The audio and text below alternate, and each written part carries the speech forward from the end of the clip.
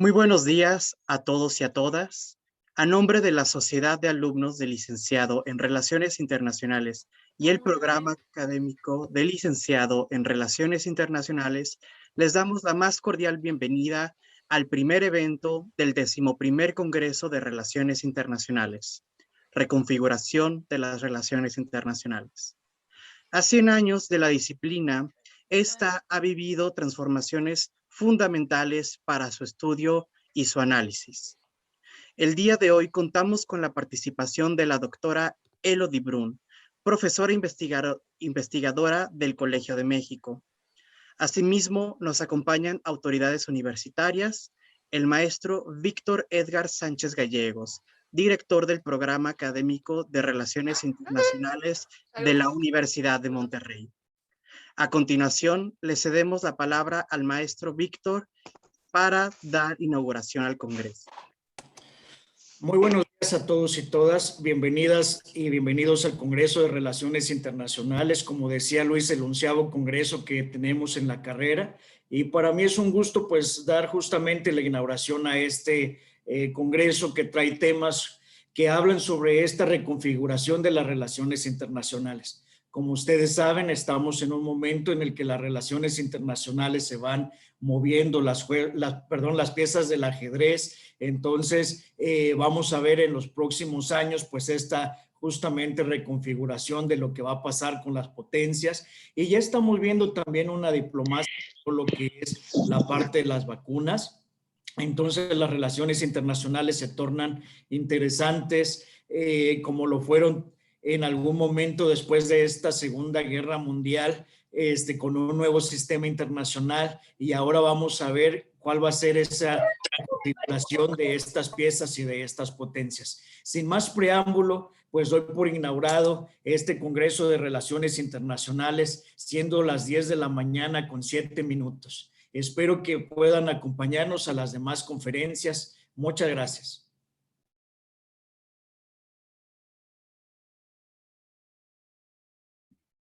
A continuación, nos permitimos leer una breve semblanza de la doctora Elodie Brun. La doctora Brun es profesora investigadora del Centro de Estudios Internacionales.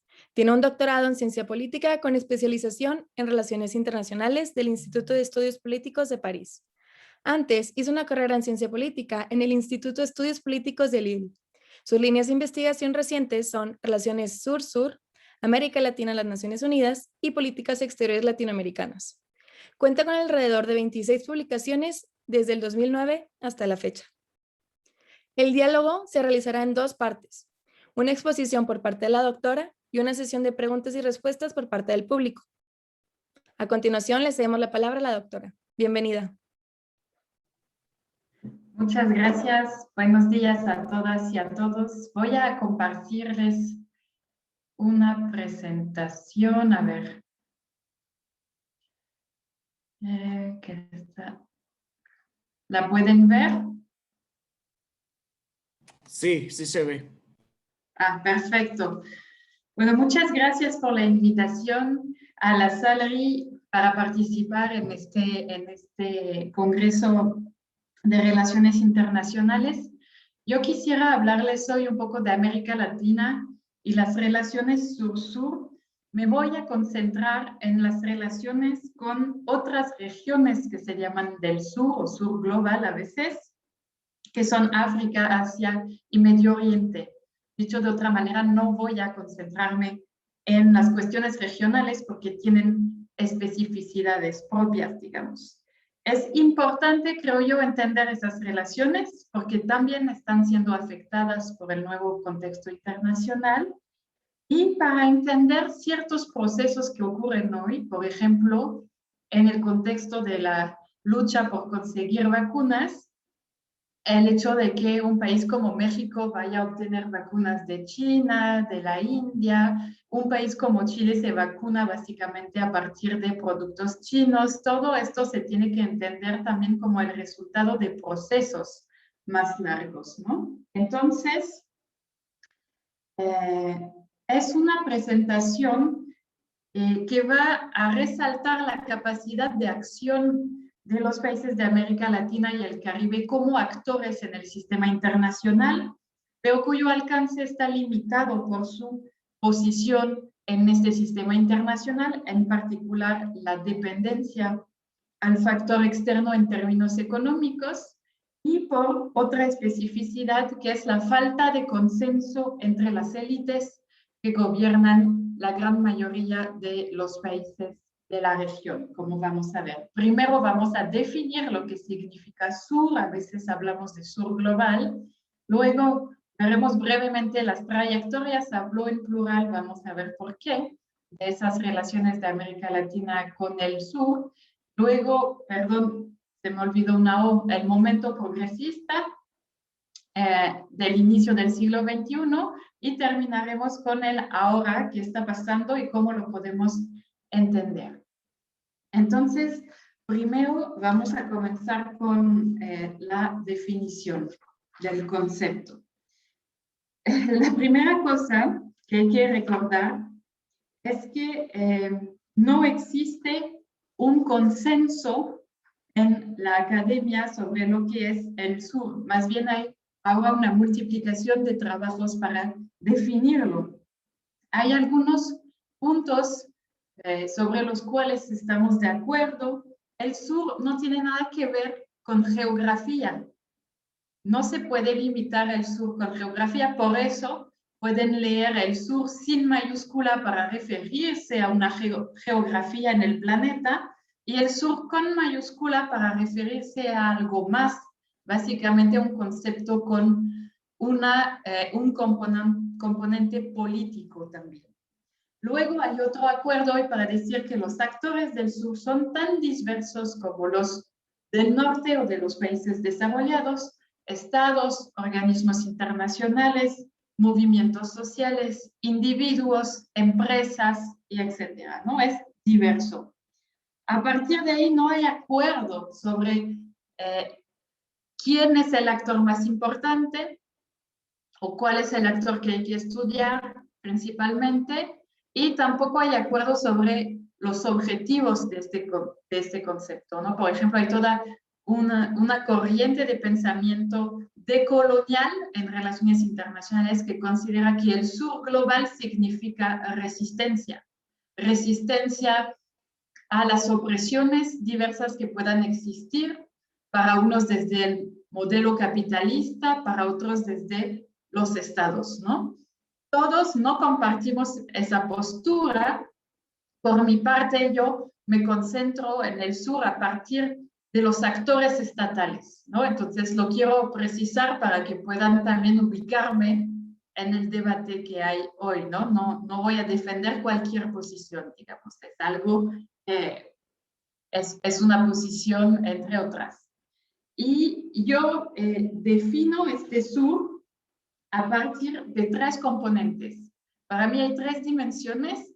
Las dos primeras que están ahí en la lámina, creo que son dos dimensiones compartidas que se van a repetir mucho en la literatura. La primera es una historia compartida de dominación. Ahí les recomiendo un libro que existe en inglés de Bertrand Badi. ¿Qué significa esto? Que los países del sur son países que han vivido un trauma en su soberanía o que antes de existir como estados han pasado por la experiencia de la colonización. Pero no solo es la colonización, les recuerdo que hay diferentes formas de dominación, por ejemplo, para Persia, lo que era Irán antes, o para China fueron tratados desiguales, ¿no? Que iban a imponer condiciones drásticas para, en particular, el comercio con esos países, ¿no? Que se viven también como una imposición hoy en día. Entonces, eso da un sentir que pueden compartir esos países y los diferencian de otros. Por ejemplo, por eso Rusia no se puede considerar un país del sur, ¿no? Y los propios actores rusos no suelen considerarse como tal, van a usar otro vocabulario. El segundo criterio son indicadores socioeconómicos. Ahí me refiero a indicadores que a lo mejor ya conocen bien, el Producto Interno Bruto, el Índice de Desarrollo Humano. Son indicadores que se basan en una visión clásica del desarrollo que se vincula con la economía y un poco con la sociología, ¿no? Y estos criterios socioeconómicos tienen mucho que ver con el rol, el papel de los organismos internacionales, de dos maneras. Una primera manera es que esos organismos, para atribuir apoyos a los estados, van a clasificarlos, ¿no? Son las famosas clasificaciones del Banco Mundial, por ejemplo. Eso significa, por ejemplo, por eso se habla, muchas veces se considera que América Latina es la clase media mundial, porque hay muchos países de la región que se consideran como países en desarrollo, pero de renta promedia alta, como es el caso hoy de Chile o de México, ¿no? Y ahí va la clasificación hasta los países menos avanzados, PMA, y en nuestra región solo Haití se encuentra en esta categoría. Como les dije, el objetivo aquí es obtener apoyos de los organismos, obtener preferencias, teniendo en cuenta la situación más frágil económica de esos países. Entonces es muy político, ¿no? Un país como China quiere ser un país en desarrollo porque le permite tener beneficios con esto, no solo beneficios políticos, sino también en estas organizaciones. Luego, para la terminología también. Aquí les menciono dos informes muy importantes. Primero, el de la Comisión Brandt en el año 80, sobre, ¿por qué es importante? Porque es el informe que va a propulsar la noción de norte-sur, ¿no? En plena Guerra Fría van a intentar recalcar que la mayor diferenciación a nivel global es entre un conjunto de países industrializados, hoy en día hablamos de desarrollados, y un conjunto de países en vías de desarrollo que no presentan los mismos indicadores socioeconómicos. Es a partir de ahí que se habla de la brecha norte-sur, ¿no? Entonces, repito, son publicaciones que se basan en criterios de desarrollo clásico, digamos. En 2004, el Programa de las Naciones Unidas para el Desarrollo publica un informe y menciona la expresión de sur global. Hasta hoy no queda muy claro lo que es el sur global. La tentativa es mostrar otra vez que no se trata de una categoría meramente geográfica. Ahí sabemos que hay una dimensión así, pero todavía estamos peleándonos, digamos, para saber lo que es el sur global.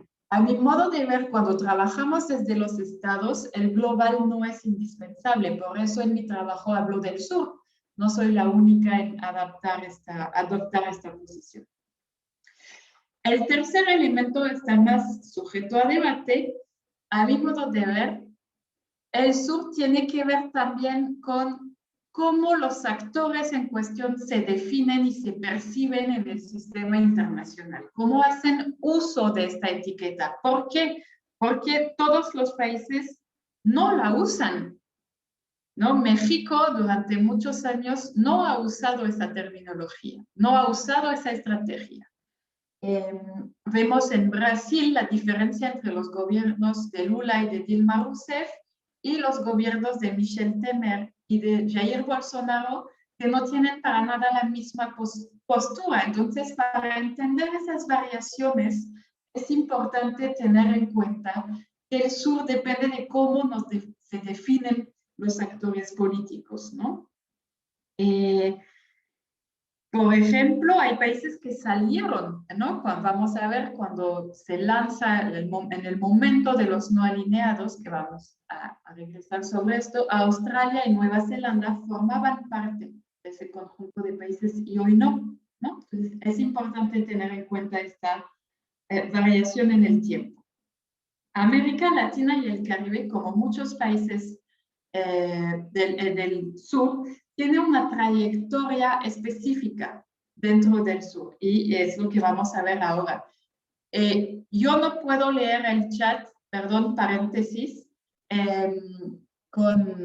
compartiendo la pantalla, solo veo que si lo leo voy a interrumpirme, entonces córtenme si hay necesidad de decirme algo, por favor, ¿vale? Lo veré, si no, después.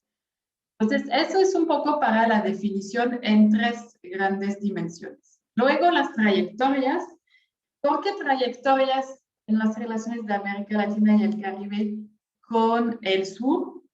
Porque, como lo intento demostrar con esa cronología, hay momentos de acercamiento, que son los círculos más grandes, y hay momentos de alejamiento o de reducción de esas relaciones. No son relaciones estables en el tiempo, pero varían mucho, mucho más que las relaciones con Estados Unidos o con Europa.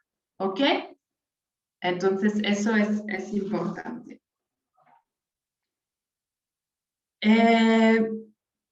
Lo que hay que recordar es que América Latina y el Caribe va a tener una entrada tímida dentro del sur. En ese momento, a partir de los años 50, no se habla de sur, sino de tercer mundo. La expresión sur, como les digo, viene en el debate a partir de los años 80 con la Comisión Brandt. Entonces, en un primer momento, tiene lugar la conferencia de Bandung en 1955 y la participación latinoamericana es muy tímida. No participan como miembros plenos, solo Brasil y México van a enviar observadores y nada más. Luego, esto hace que cuando la conferencia de Bandung va a generar la creación del movimiento de los no alineados, los países de América Latina tampoco van a ser miembros destacados dentro del movimiento de los no alineados, con una excepción a partir de 1959, que es Cuba, que es la Cuba de Fidel Castro, que es el país de la región que realmente va a tener un compromiso con los no alineados hasta recibir una cumbre del movimiento en La Habana en 1979. América Latina y el Caribe va a ser mucho más activa cuando vamos a tratar de temas económicos. Bandung, movimiento de los no alineados, al inicio se crean para hablar de la lucha contra la colonización, la denunciación del apartheid, la causa palestina, temas políticos sensibles para países de América Latina que son aliados de Estados Unidos o de Portugal en la Guerra Fría en su mayoría, ¿no? Entonces, con las cuestiones económicas es más fácil para América Latina desarrollar un activismo con el tercer mundo. Primero porque a partir de los años 60, 70, estos países van a conocer un crecimiento acelerado y eso los va a llevar a querer promover el tema del desarrollo en las negociaciones internacionales. Esto pasa por la creación de la UNCTAD, la Conferencia de las Naciones Unidas sobre Comercio y Desarrollo, en 1964. El primer secretario general es Raúl Prebisch, el argentino, ¿no? Que revela la influencia de América Latina. Dentro de la UNCTAD se crea una coalición, el G77, es la mayor coalición de países en desarrollo hasta hoy en día. Y América Latina tiene un papel muy activo en la creación y en el lanzamiento de esta coalición en ese entonces. Esta coalición se va a mudar a otras instituciones de las Naciones Unidas y en particular la Asamblea General, donde va a impulsar 2 resoluciones en 1974, el Nuevo Orden Económico Internacional, NOEI, y la Carta de los Derechos y Deberes de los Estados, con una activa participación latinoamericana, en particular de México con Luis Echeverría y de Venezuela con Manuel Pérez Guerrero, en ese momento que es un funcionario internacional. Ok, aquí del lado derecho tienen una lista de las demandas de los países del tercer mundo. La pongo porque me parece muy interesante hacer el vínculo con lo que está en el debate en este momento, para que vean que muchas de esas demandas no se van a cumplir y seguimos hablando de muchos de esos temas hoy en día. Este momento de auge también se traduce por acercamientos bilaterales entre países de la región y sus socios de África, Medio Oriente y Asia. Solo voy a tomar aquí dos ejemplos. Brasil, con el Medio Oriente, en los años 70 y 80 son los años de mayor acercamiento comercial entre Brasil y Medio Oriente, más que hoy. Medio Oriente llega a representar casi el 20% de las importaciones brasileñas de petróleo, en particular Irak y Arabia Saudita. Y el otro ejemplo es Cuba, como ya lo mencioné, su compromiso más fuerte va a ser con África. Y el símbolo de esto, entre otros, es que el primer viaje internacional que va a hacer Nelson Mandela después de salir de la cárcel en África del Sur va a ser para ir a Cuba, ¿no? Entonces, aquí voy muy rápido. Obviamente esas relaciones tienen también sus críticas, ¿no? Brasil y Medio Oriente, eso generó una dependencia y Brasil tuvo que tomar posiciones bajo la presión de Irak y Arabia Saudita en Naciones Unidas sobre Palestina. Cuba ha sido muy criticada por el papel que han podido jugar sus soldados en el tráfico de diamantes en Angola, etcétera, ¿no? Entonces, siempre tomar esas relaciones como relaciones políticas, no idealizarlas. Un momento de cambio drástico va a ocurrir con la crisis de la deuda, que estalla con México en el 82 y luego va a tomar a incluir a muchos países de América Latina, el Caribe y África, y en menor medida Asia también. Eso genera el choque financiero y económico que representa esta crisis, provoca una caída de las relaciones sur-sur de América Latina y el Caribe. El comercio con otras regiones del sur cae drásticamente, ¿no? Las varias embajadas están cerradas y la solidaridad multilateral también disminuye. Hay un alineamiento con los Estados Unidos, con un porcentaje de voluntad y un porcentaje de imposición debido a la crisis de la deuda, digamos. Es cuando México se baja voluntariamente del G77 para entrar a la arena, por ejemplo, pero no es el único caso. En Argentina es cuando los gobiernos salen a Argentina del movimiento de los no alineados, y etc. Lo interesante aquí de esta variación es que nos obliga a descentrar o descentralizar las cronologías de la historia internacional. Cuando ven el siglo XX, es guerras mundiales, fin de la Guerra Fría, 11 de septiembre. Cuando estudiamos las relaciones sur-sur, la crisis de la deuda es fundamental. El fin de la Guerra Fría también, pero la crisis de la deuda es indispensable para entender las variaciones en las relaciones sur-sur de la región. Los años 90 también son un momento de recuperación paulatina, es cuando China comienza a acercarse de manera duradera con la región, después de Tiananmen, que la va a aislar y va a requerir nuevos aliados a partir de inicios de los 90, y los resultados más concretos pues los vamos a ver 10 años más tarde. Es cuando también Brasil comienza a volver a interesarse por África con Fernando Henrique Cardoso. A pesar de esas señales de recuperación, no tienen nada que ver con la intensificación de los vínculos sur-sur de América Latina que vamos a observar a inicios del siglo XXI con el cambio de gobiernos en la región. Una nueva etapa con la elección de varios gobiernos de izquierda que promueven una agenda de cambio a nivel global y también en un contexto económico más favorable. Cuidado, no solo son los gobiernos de izquierda que promueven relaciones sur-sur. Por ejemplo, el presidente Piñera de Chile, durante su primer mandato, va a seguir con la agenda que estaba en curso y va a ser el primer jefe de Estado chileno en visitar los territorios palestinos, ¿no? Y eso se debe a la influencia de la diáspora palestina en Chile.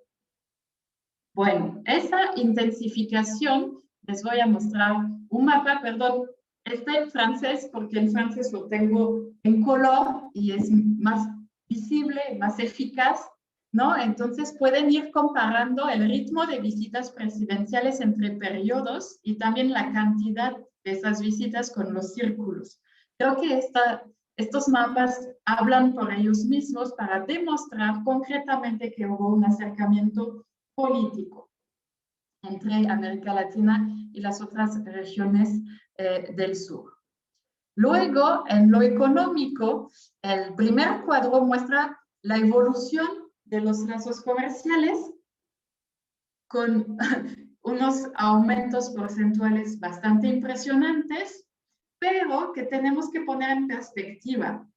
A lo largo de todo el periodo, América Latina y el Caribe todavía representa muy poco para el comercio internacional de otras regiones del sur. Es decir, el mundo sigue siendo muy concentrado, ¿no? Es un largo camino que todavía hay que recorrer. Y además hablamos de comercio. En inversiones también es todavía muy concentrado el sistema internacional. Este momento pasa también por un regreso a la solidaridad multilateral y la creación de instituciones. Por ejemplo, IVAS, India, Brasil, África del Sur, las tres más grandes, democracias más grandes del sur y del mundo, ASA, que es cumbre entre África y América del Sur, lanzadas en 2006, y ASPA entre América del Sur y países árabes, que se lanza en 2005. Cada vez hay un claro liderazgo brasileño detrás de esas iniciativas. Pero también observamos que se multiplican coaliciones ad hoc en función de las negociaciones colectivas. Por ejemplo, dos ejemplos nada más. El G20 comercial, que no tiene nada que ver con el G20 de jefes de estados y de gobierno que conocen desde la crisis financiera del 2008, sino que es una coalición que se va a formar dentro de la Organización Mundial de la Salud durante la reunión ministerial de Cancún en 2003. Varios países del sur, bajo el liderazgo de Brasil, África del Sur, India, Venezuela, también y Argentina, se reúnen para oponerse a la agenda de Estados Unidos y de la Unión Europea sobre la cuestión agrícola. Y esto lleva a que las negociaciones no se pueden concluir, no van a defenderse mejor. Otro ejemplo es la acción del G77 más China durante la conferencia sobre el cambio climático de Copenhague en 2009, que va a bloquear también la posibilidad de una declaración final sin poder garantizar el compromiso de los países más ricos, y en particular Estados Unidos, ¿no? Podríamos regresar sobre el punto de esa negociación. Lo que hay que recordar es que aquí lo que quiero subrayar es que esos países se organizaron para defender sus visiones y no dejar que los países más poderosos impongan solo los suyos. Bueno, entonces la agenda, ¿no?, de esos países que adoptan la estrategia Sur-Sur es de pedir una democratización del sistema internacional, escuchar más su voz y el desarrollo, pero vía la integración. En la última década, las economías de la región buscaron una mayor integración al mundo capitalista, no la creación de alternativas a ese modelo. Ni en el caso de Venezuela, y podríamos regresar a eso también. Este momento está siendo cuestionado ahora, y es mi último punto. Ahora tenemos la impresión de un nuevo retroceso de estas relaciones, lo cual confirma de que las relaciones sur-sur de América Latina y el Caribe varían mucho en el tiempo y no han encontrado su estabilidad todavía. Porque tenemos esa impresión de que hay un retroceso de las relaciones sur-sur, pero hay que tener en cuenta la diversidad regional siempre. Esta sensación se debe a que algunos actores que han tenido muchísima visibilidad mediática, Brasil y Venezuela, están pasando por crisis muy fuertes ahora. También hay países menos visibles, como Ecuador, que también han cambiado su política exterior. Pero hay países que no la han cambiado tan drásticamente. Chile, por ejemplo, y hay países de la región que siguen sin promover mucho esas relaciones sur-sur, como México o Colombia. Entonces, es importante tener en mente esa diversidad. Esa diversidad no impide el hecho de que haya una sensación de retroceso y vamos a intentar explicar cómo entender con unas primeras ideas. El contexto internacional es mucho menos favorable y la crisis económica de 2008 sí impactó muy fuertemente a las economías de la región para contraerlas y generar tensiones sociales detrás de ello, ¿no? En ese sentido, por ejemplo, ha habido una multiplicación de crisis en América Latina, en otras regiones del mundo, como Medio Oriente, con la primavera árabe, como saben. Hay un autor, Gary Gertz, que hizo un esfuerzo para entender cómo juega el contexto internacional. Y una de las configuraciones posibles es que es una barrera, y es lo que estamos viendo. Para los países de la región es más difícil ahora desarrollar relaciones sociales. Y veremos qué pasa con la crisis actual, que se anuncia también tremenda en su aspecto económico, además de sanitario. El segundo punto muy importante es la falta de consenso entre las élites gobernantes de la región. La falta de consenso mínimo sobre cuál es la posición de su país en el mundo, ¿no? En Brasil, ya lo mencioné, la retórica de Jair Bolsonaro es de ir en contra de todo lo que intentó hacer el Partido de los Trabajadores en política exterior. En Venezuela, la polarización entre el gobierno de Maduro y la oposición también tiene que ver con el tipo de política exterior que hay que llevar a cabo. Entonces me van a decir, bueno, pero ese debate es inherente al contexto democrático, ¿no? Sí y no. Es un debate que debe de tener lugar, pero hay grados en el desacuerdo. Hay un país de la región con un mayor consenso entre sus élites, que es Chile, y su política exterior es un poco más estable en el tiempo, ¿no? Es una cuestión de grado, otra vez. Es posible tener estabilidad y contexto democrático. Hay dos consecuencias a este retroceso, creo. Primero, observamos, y que tienen que ver también con la falta de consenso entre élites, la politización de las relaciones sur-sur. Y aquí solo quiero mencionar cómo se habla de China hoy en América Latina. China es un asunto de política doméstica en Brasil, en Venezuela, en México. ¿Qué tenemos que hacer con este socio? Y cada vez más en Ecuador no se puede entender el resultado de la elección presidencial sin tomar en cuenta las opiniones sobre las relaciones internacionales de los candidatos también, ¿no? Y esto creo que es algo muy interesante que estudiar también. Ver cómo generan un debate, cómo están siendo usadas políticamente esas relaciones también. Y muy interesante a su vez son las resistencias. Hay actores que ya no tienen interés en que retroceden esas relaciones sur-sur.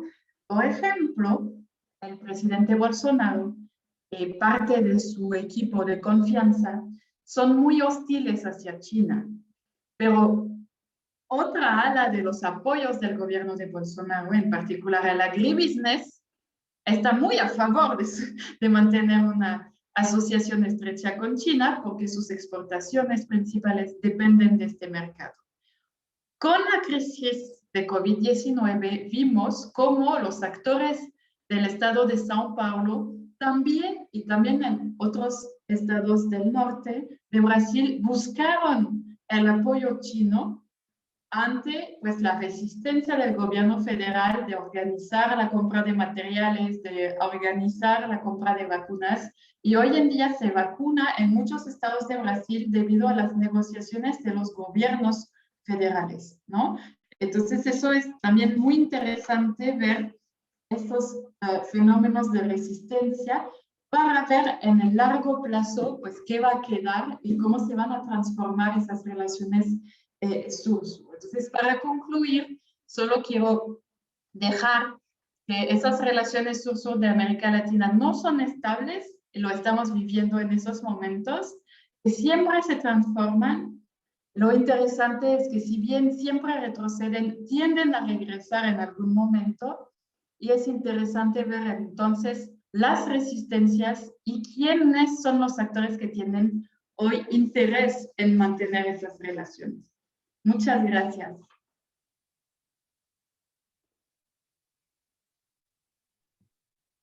Muchas gracias, doctora. Agradecemos sus palabras tan interesantes sobre su experiencia en el área. Y ahora vamos a pasar a las preguntas del público. Les pedimos, por favor, si pueden levantar la mano para realizar alguna pregunta y cederles el uso del micrófono, o de igual manera pueden externar sus preguntas por el chat. Adelante, Katy.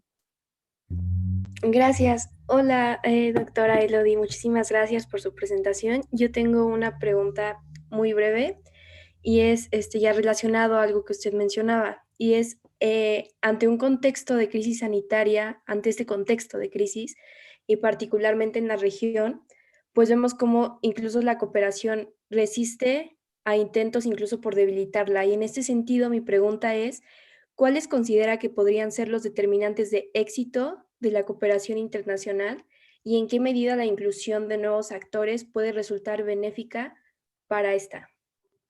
Gracias.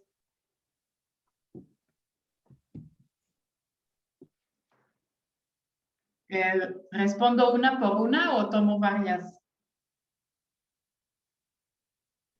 Como usted guste, puede ser una por una. Ok, muchas gracias. Gracias por la pregunta. Entonces, factores de éxito de la cooperación sur-sur.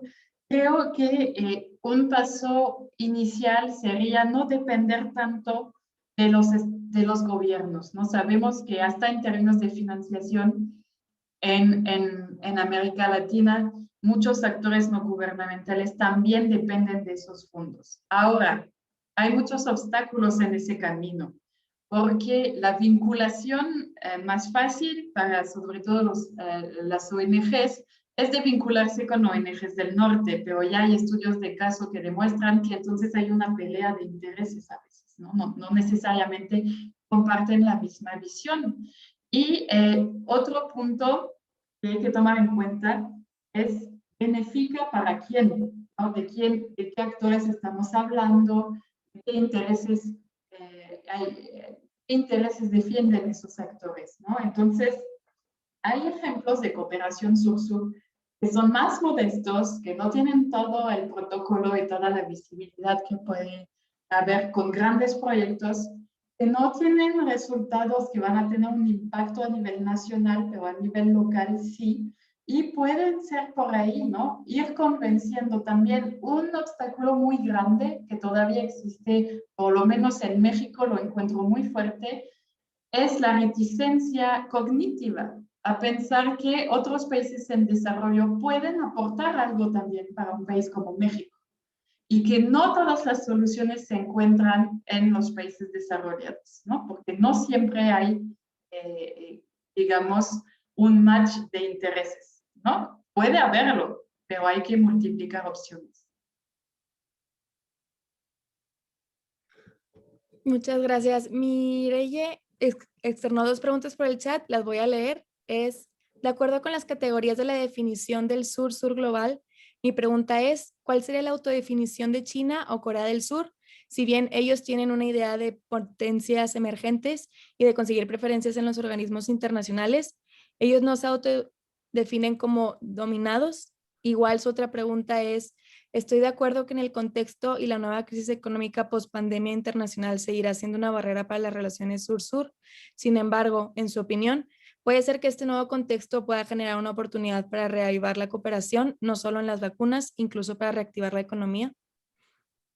Gracias. Sobre la autodefinición, ahí les voy a fallar sobre Corea del Sur, que es un país que conozco mucho menos. Es un caso tramposo y muy interesante a la vez porque está en el límite, ¿no? En cuestiones por sus criterios socioeconómicos y el tipo de trayectoria económica que ha tenido ese país después del conflicto que lo traumó, ¿no? Entonces, ahí, y como no leo coreano tampoco, es más difícil poder tener acceso para mí a toda su retórica. Entonces, lo dejo un poco de lado. Es una tarea por hacer para mí. De China, sí, China es un país que se sigue autodefiniendo como un país en desarrollo. Y si bien no como un país dominado, como un país que ha sido humillado en el siglo XX. Y eso es un motor muy importante para las élites chinas otra vez, no hablo chino, pero eso sí es un tema muy estudiado, sobre todo ahora por historiadores que se especializan en China y que dicen que en el debate que hay hoy en día se retoman fechas clave del siglo XX para mostrar cómo China ha sido humillada y debe recuperar su lugar en el mundo a partir de esto. Otra vez, es una estrategia política. Hasta lo podrán cambiar un día cuando ya no les sirva, pero por ahora lo han seguido usando también para mantener, y esto es algo muy común para los países emergentes, en qué mundo queremos estar, ¿no? Y hay mucho cuidado, eso ha sido muy claro con Brasil, de no desvincularse demasiado del sur, porque esto puede tener luego un efecto boomerang muy difícil de resolver para los diplomáticos y las diplomáticas de esos países. Sobre reactivar la economía, yo la verdad quisiera ser optimista, pero cuando vemos las deudas que se están contrayendo a nivel global y dónde se está concentrando el dinero en ese momento, veo muy difícil cómo la cooperación económica sur-sur pueda compensar el choque que puede representar la crisis de COVID-19. ¿No? O sea, no significa que no podemos hacer nada, pero pensarlo como una solución sistemática creo que es un poquito difícil. Yo lo tomaría con ver dónde están las potencialidades, pero en el momento de la crisis ven cómo están las agendas nacionales, cómo se están ocupando las secretarías o ministerios de Relaciones Exteriores. Entonces hay un desvío de atenciones por el momento. ¿Por qué no? A ver, pero la falta de conocimiento todavía entre países del sur representa otro obstáculo, ¿no? Habría que saber ya dónde encontrar soluciones. Entonces, vamos a ver, pero una solución así que pueda permitir recuperar las economías totalmente va a ser, creo, difícil. Gracias, doctora, y le cedo la palabra a Brenda Sedano. Buenos días, ¿sí me escuchan? Sí. Buenos días, doctora, y buenos días a todos y a todas. Mi pregunta, quisiera hacerle dos. La primera es, ¿qué tan similar o diferente es el término que está utilizando usted de sur global y el del tercer mundo? Y el segundo, quisiera saber qué es lo que piensa acerca del conflicto de las narrativas que hay en los dos conos. Por ejemplo, en el norte se dice mucho que el fracaso económico que existe en el cono sur es más bien por ineficiencias en las políticas públicas o por algunas incompetencias económicas, en fin. Y por el lado del sur, la narrativa es que el Banco Mundial Mundiales es bastante extenuante acerca de los impuestos, bueno, de las tarifas y todo eso. Quisiera saber cuáles eran sus comentarios al respecto. Muchas gracias.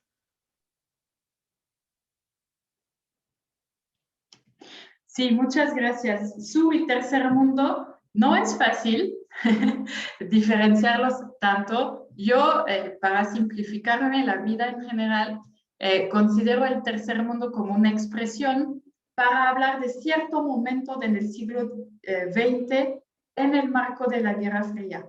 El movimiento de los no alineados era para buscar una tercera vía entre este y oeste. Sigue existiendo, ¿no? De la misma manera que sigue existiendo la OTAN, que se generó para el contexto de la Guerra Fría. Se hablaba del tercer mundo más, en ese momento hay una tendencia también de historiadores de volver a mencionar ese periodo en esos términos, pero hay autores críticos que lo siguen usando justamente también para no tener un olvido histórico, ¿no? El sur global es hoy y no hay que olvidar que también tiene una trayectoria propia, ¿no? Pero yo diría tercer mundo, en general lo van a ver para este periodo dentro de la Guerra Fría, 55 hasta la crisis de la deuda, y sur global a partir de los 80 y los 2000 explote, ¿no? Pero en la práctica lo pueden encontrar todavía en algunos trabajos.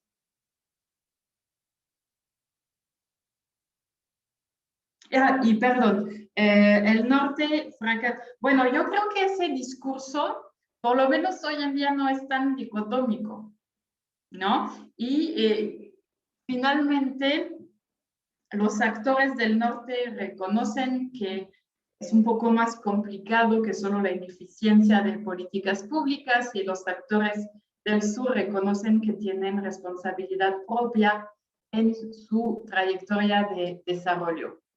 Entonces, yo diría que es difícil responder a esta pregunta, primero porque no tenemos la solución para desarrollar, ¿no? Y eso lo dicen algunos economistas heterodoxos. No sabemos desarrollar. Entonces, no sabemos dónde está la solución.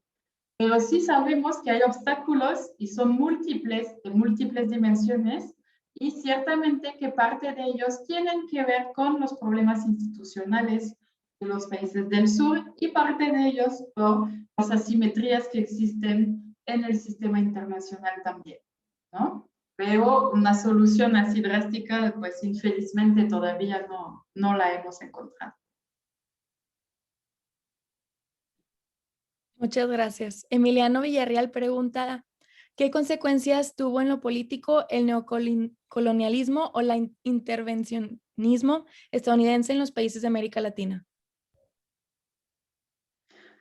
Sí, miren, justo creo que la respuesta se encuentra un poco en la pregunta. Para mí, el intervencionismo de Estados Unidos en los países de la región, nos vamos a quedar aquí con el marco de la Guerra Fría para no ir más hacia atrás, también tiene que ver con visiones e intereses de actores locales en América Latina, ¿no? Entonces, yo las consecuencias de las intervenciones creo que han dañado muchísimo la imagen de Estados Unidos a largo plazo en la región, donde yo veo un efecto que se podría definir como neocolonial, es más con la admiración por el modelo económico que adopta y que promociona Estados Unidos, como si todos los países lo pudieran replicar, sabiendo que no tienen la misma posición en el sistema internacional o que no tienen el mismo perfil doméstico, ¿no?, de sus economías. Entonces, yo creo que aquí es como esto y muy fuerte. Otra vez estoy mencionando actores, ¿no?, que piensan de esa manera. No todo el mundo piensa de la misma manera en la región. Creo que también hay un impacto muy fuerte del modelo universitario de Estados Unidos en la región. Y esto hace, ¿no?, esa atracción que hay para muchos estudiantes, sobre todo privilegiados, pero no exclusivamente de la región, para ir a estudiar a Estados Unidos como una garantía de encontrar un trabajo, también es una manera muy poderosa para Estados Unidos de promover sus ideas, porque la academia también es un lugar donde difundimos y compartimos ideas, no solo conceptos fríos. Gracias. De igual manera, Andrés Díaz le hace una pregunta de cómo ve el impacto político de algunos de los países de América Latina al retirarse del Mercosur y crear Prosur, aparte de la debilidad internacional frente a los bloques, ¿qué otras consecuencias pueden tener estas acciones? Mira, estas acciones es como un nuevo capítulo de la novela latinoamericana con la integración regional, ¿no? Creo que esa tendencia a que cada cambio drástico de gobiernos en la región genera su ola de creaciones institucionales, esta vez, bueno, retiro de Mercosur, no, más bien es retiro de UNASUR, ¿no? Y esta sí es todavía algo un poco más drástico, porque en general pues sobrevivían las instituciones, el CELA, la ALADI sobreviven, no tienen tanta importancia política, pero sí hacen su trabajo de investigación. Una novedad es que buscaron, pues sí, abandonar y, digamos, hacer que moviera una organización internacional simbólica de una ola específica de la integración regional. Creo que eso reenvía un poco a la ausencia de consenso entre las élites de la región y como consecuencias, pues tenemos procesos de integración que no se pueden terminar de instalar, ¿no? Finalmente, como tal, y tenemos políticas exteriores que son difíciles de anticipar ante los cambios de gobierno, pero es difícil saber si son consecuencias positivas o negativas en términos normativos, porque depende de la ideología que cada quien sigue, ¿no? Finalmente, desde un punto de vista académico, es más bien observar esta variación enorme que no ayuda a la lectura de esos actores, y como son actores no dominantes en el sistema internacional, eso no ayuda a la promoción de sus intereses, ¿no? Digámoslo de esta manera. Muchas gracias y les cedo la palabra a Oscar para que pueda hacer su pregunta.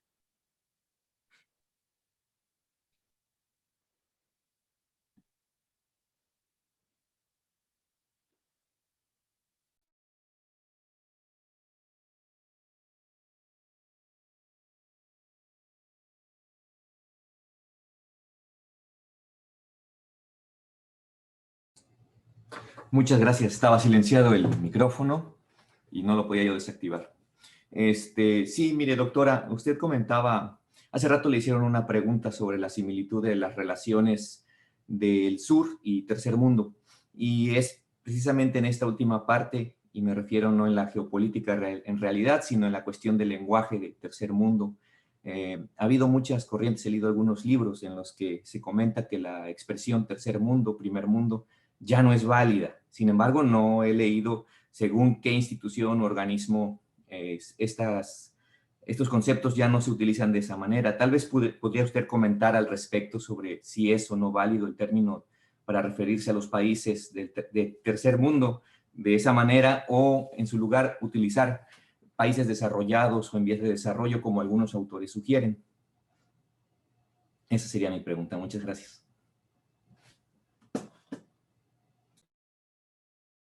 Sí, muchas gracias. Yo creo que para analizar el uso de esas expresiones hay que ver los tipos de actores, ¿no? Están los actores políticos mismos, los actores, las organizaciones internacionales y también la academia, ¿no? Y ahí hay variaciones. Creo que tercer mundo casi no se usa en la boca de líderes políticos ahora. Van a hablar de sur también porque hay esta tendencia a retomar etiquetas que funcionan, ¿no? Y es un peligro para nosotros, pues, tomar la distancia crítica con ellos. En las organizaciones internacionales tampoco van a hablar de tercer mundo de manera muy frecuente, ni de sur. De hecho, voy a regresar a esto. En la academia sí. En la academia el término tercer mundo lo suelo ver un poco más a menudo. Sur también, vamos a ver, en las organizaciones internacionales van a hablar más, en efecto, de países en desarrollo o como mencioné algunos casos, países de renta media, países de renta media inferior, países menos desarrollados, mundo en desarrollo. Lo interesante es que hay colegas que hacen estudios de tratados internacionales, por ejemplo, sobre el cambio climático, y en los textos esas expresiones desaparecen. Son expresiones que se usan en el momento de las negociaciones colectivas, en informes de las organizaciones, pero no se bajan en los tratados, lo cual significa también que los países más poderosos logran evitar compromisos legales duros con los países del sur, ¿no? Evitando ese vocabulario en los tratados internacionales. Eso se me hace muy interesante. El sur es igual, el sur lo vamos a ver muy poco en documentos jurídicos, pero sí en el diálogo y en algunos informes también se está convirtiendo en una expresión muy útil para decir algo que nadie sabe definir bien, ¿no? Sabemos, hablan de esto, pero a la hora de decir esto qué es más difícil, ¿no? Y por eso intenté proponer una definición para los estados que es limitada y criticable, todavía se puede mejorar, ciertamente. Pero yo diría que la academia es tal vez el universo que guarda más variedad de vocabulario en este momento, ¿no? Y que luego hay que ver en función de los actores.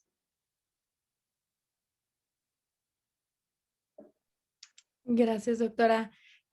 Joel pregunta en relación con la pregunta antepasada, ¿considera que para lograr la integración latinoamericana se debe apartar de la posición ideológica de los gobiernos de turno y pensar más en la sociedad que integra la región? Pues eso es lo que piensan muchos colegas que están a favor de la integración latinoamericana, pero hay grandes dificultades porque depende qué definimos como región, ¿no? O sea, cuando tomamos los estados sabemos dónde están las fronteras, cuando quitamos los estados, dónde comienza y dónde termina la región, con quién nos vamos a asociar, en qué tema y sobre todo para representar qué intereses, ¿no? Cuando pensamos en sociedad puede ser organismos de la sociedad civil, pero también pueden ser empresas, fundaciones, y está la cuestión para mí muy importante de dónde queda el famoso interés público. Aquí tal vez estoy siendo muy francesa, no sé, pero el famoso interés público, la gestión de una colectividad, ¿dónde quedaría? No es evidente, pero ahí, si le interesa a Joel Mercosur, hay estudios muy interesantes que muestran cómo desde las sociedades hay iniciativas muy interesantes para hacer vivir Mercosur de otra manera.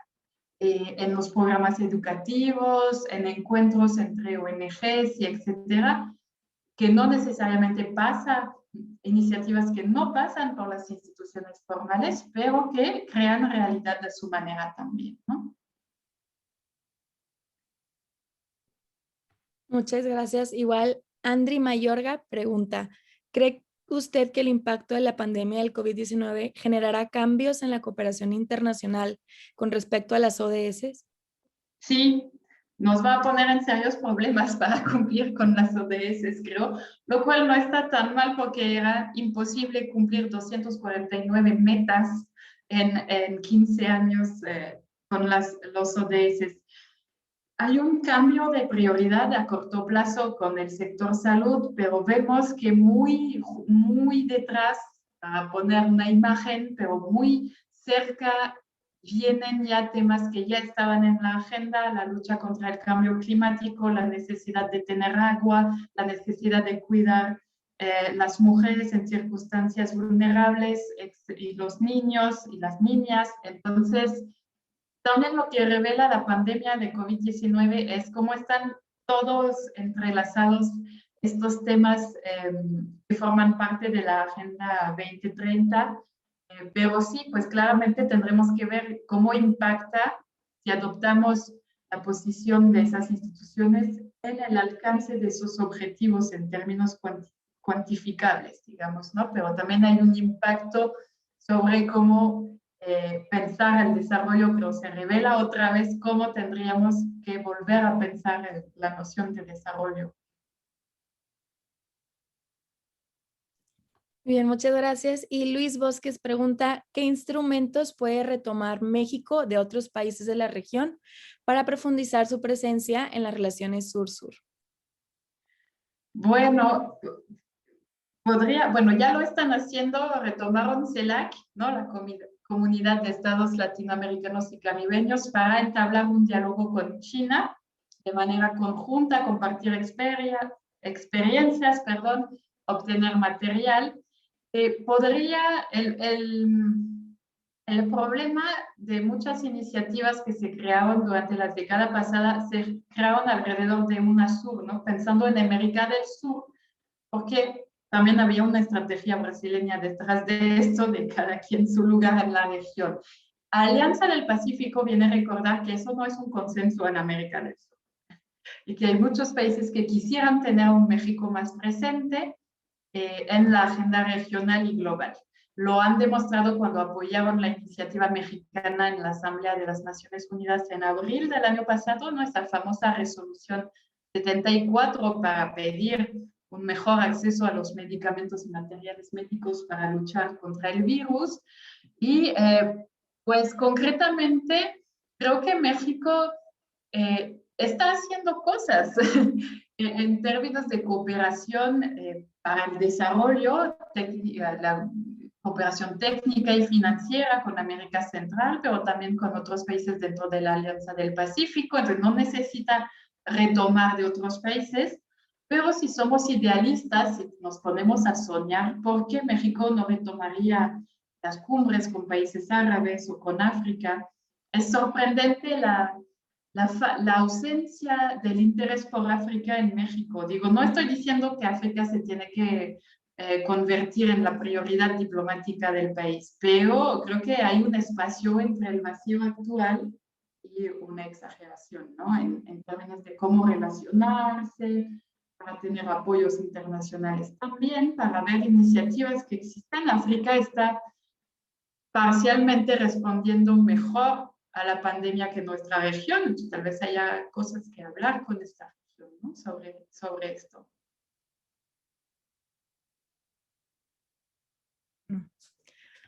Muchas gracias, doctora. Ahora le cedo la palabra a mi compañero Patricio Santoy para que pueda dar el cierre y la despedida del evento. A nombre del Departamento de Ciencias Sociales y la Sociedad de Alumnos de Licenciado en Relaciones Internacionales, agradecemos a la doctora Elodie Brun por su valiosa participación. También agradecemos al público por su asistencia y por su participación y esperamos contar con su presencia en los próximos eventos del 11º Congreso de Relaciones Internacionales, Reconfiguración de las Relaciones Internacionales. Hoy mismo a las 5:30 p.m., hora Ciudad de México, tendremos la ponencia del doctor Adolfo Laborde acerca de las perspectivas de la hegemonía y cooperación china. Igualmente les recordamos que para recibir una constancia es necesario asistir al 80% de las conferencias, o sea 5 de 6. Les pedimos tomar una captura de pantalla como comprobante y al final del congreso adjuntarlas en el formulario que se les compartirá por correo. Por último, les pedimos favor de encender sus cámaras para la toma oficial de la fotografía.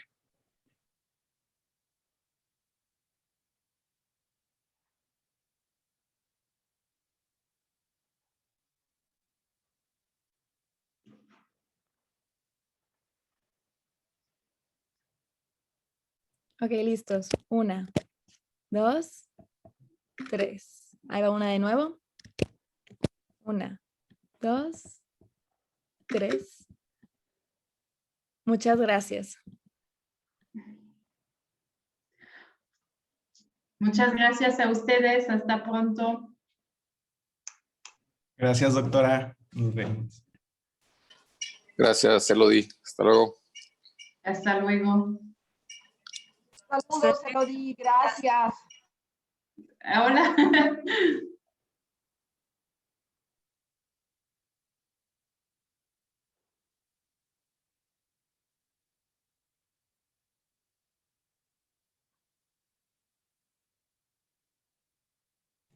Muchas gracias, Elodie. No, a ustedes. Espero que haya estado bien. Sí, sí. Padrísima. Bueno, ahí sí, Osvaldo. Padrísima, padrísima. No, aprendimos mucho. Sí, aquí estamos los amigos. Sí, también Ale Galindo ahí estaba, ¿verdad? Elodie, sí, ahí escuchaste, ¿no? Gracias, Vic. Gracias Osvaldo. También por esta. Bueno, hasta pronto, hasta la próxima. Que estés muy bien. Oigan, había conectada gente